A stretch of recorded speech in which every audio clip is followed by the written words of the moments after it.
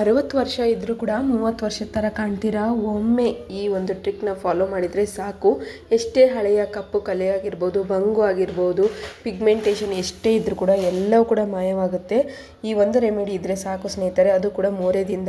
Definitely ನೀವು ಒಂದು ಸತಿ ಆದರೂ ಟ್ರೈ ಮಾಡಬೇಕು. ಈ ಒಂದು ಕ್ರೀಮ್ ಎಷ್ಟು ಸ್ಮೂತಾಗಿ ಇದೆ ನೋಡಿ. ಇದಕ್ಕೆ ಜಾಸ್ತಿ ಸಮಯ ತಗೊಳೋದಿಲ್ಲ, ಏನೂ ಇಲ್ಲ. ಕೇವಲ 5 ನಿಮಿಷದಲ್ಲಿ ಈ ಕೆಲಸ ಮುಗಿಯುತ್ತೆ.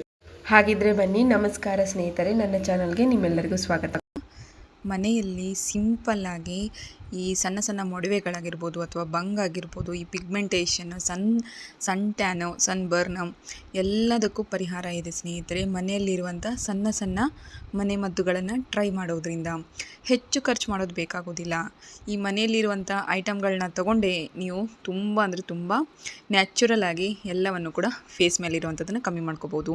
ಯಾವುದೇ ಪಾರ್ಲರ್ಗೆ ಹೋಗೋ ಅವಶ್ಯಕತೆ ಇಲ್ಲ, ಅಷ್ಟೇ ದುಡ್ಡು ಕೊಟ್ಟು ಸರ್ಜರಿ ಮಾಡಿಸೋ ನೆಸೆಸಿಟಿ ಇಲ್ಲ. ಸಿಂಪಲ್ಲಾಗಿ ನೀವು ಕೂಡ ಟ್ರೈ ಮಾಡೋದ್ರಿಂದ ಕ್ರಮೇಣವಾಗಿ ಮುಖದ ಮೇಲಿರುವಂಥ ಸಣ್ಣ ಸಣ್ಣ ಕಳೆಗಳಾಗಿರ್ಬೋದು, ಈ ಪಿಗ್ಮೆಂಟೇಷನ್ ಆಗಿರ್ಬೋದು, ಸಣ್ಣ ಸಣ್ಣ ಮೊಡವೆಗಳಾಗಿರ್ಬೋದು ಎಲ್ಲವೂ ಕೂಡ ಕಮ್ಮಿ ಆಗುತ್ತೆ.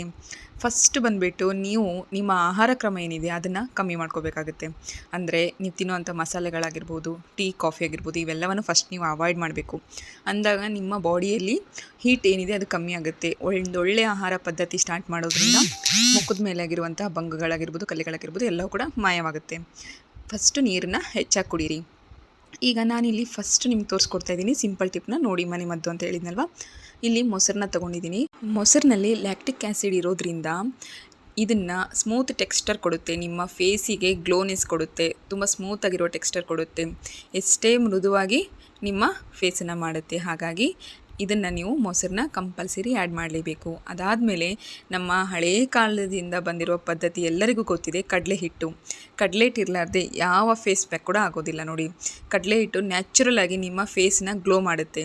ಹಾಗಾಗಿ ಕಡಲೆ ಹಿಟ್ಟು ಅಂದ ತಕ್ಷಣ ನೀವು ಕಿರಾಣಿ ಅಂಗಡಿಯಲ್ಲಿ ತೊಗೊಂಬರೋದಲ್ಲ, ಕಡಲೆ ಹಿಟ್ಟನ್ನು ಮನೆಯಲ್ಲೇ ಮಾಡಿಬಿಟ್ಟು ಮಿಕ್ಸಿ ಪೌಡರ್ ಮಾಡಿಟ್ಕೊಳ್ಳಿ. ಫೇಸಿಗೋಸ್ಕರ ಜಾಸ್ತಿ ಬೇಕಾಗೋದಿಲ್ಲ, ಒಂದು ಅರ್ಧ kg ಮಾಡಿಟ್ಕೊಂಡ್ರೆ ಸಾಕಾಗುತ್ತೆ. ನೆಕ್ಸ್ಟ್ ಕಡಲೆ ಹಿಟ್ಟಾದಮೇಲೆ ಇದಕ್ಕೆ ಮನೆಯಲ್ಲಿ ಇರುವಂಥ ಪೌಡರ್.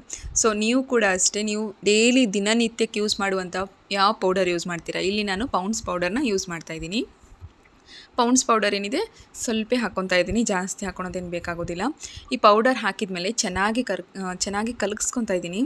ಇದನ್ನು ಕಲಸಿದ ತಕ್ಷಣವೇ ನೀವು ನಂಬುತ್ತೀರೋ ಇಲ್ಲೋ ಗೊತ್ತಿಲ್ಲ ಸ್ನೇಹಿತರೆ, ಎಷ್ಟು ಸ್ಮೂತಾಗಿರುವಂಥ ಟೆಕ್ಸ್ಚರ್ ಬಂದಿದೆ ಅಂದರೆ ಒಂದೇ ಒಂದು ಇದಕ್ಕೆ ಇವಾಗೇ ನನ್ನ ಫೇಸ್ ಗ್ಲೋ ಆಗಿಬಿಡುತ್ತಪ್ಪ ಅನ್ನೋ ರೀತಿ ಫೀಲಿಂಗ್ ಬರುತ್ತೆ ನೋಡಿ, ಅಷ್ಟು ಸ್ಮೂತಾಗಿ ಬಂದಿದೆ. ಅದಾದಮೇಲೆ ಇದಕ್ಕೆ ನಾನಿಲ್ಲಿ ಕೊಬ್ಬರಿ ಎಣ್ಣೆನ ತೊಗೊತಾ ಇದ್ದೀನಿ. ಕೊಬ್ಬರಿ ಎಣ್ಣೆ ಕೂಡ ಅಷ್ಟೇ, ಈ ಸ್ವಲ್ಪ ಜನ ಏನಾದರೂ ವೆಯ್ಟ್ ಲಾಸ್ ಮಾಡಿದವರಾಗಿರ್ಬೋದು ಅಥವಾ ಸ್ವಲ್ಪ ಏನಾದರೂ ನಾಲೆಜ್ ಚೆನ್ನಾಗಿ ಗೊತ್ತಿದ್ದವರಿದ್ದರೆ ಹೇಳ್ತಾರೆ, ಕೊಬ್ಬರಿ ಎಣ್ಣೆನ ಆಯಿಲ್ ಪುಲ್ಲಿಂಗ್ ಅಂತೇಳಿ ಮಾಡ್ತಾರೆ.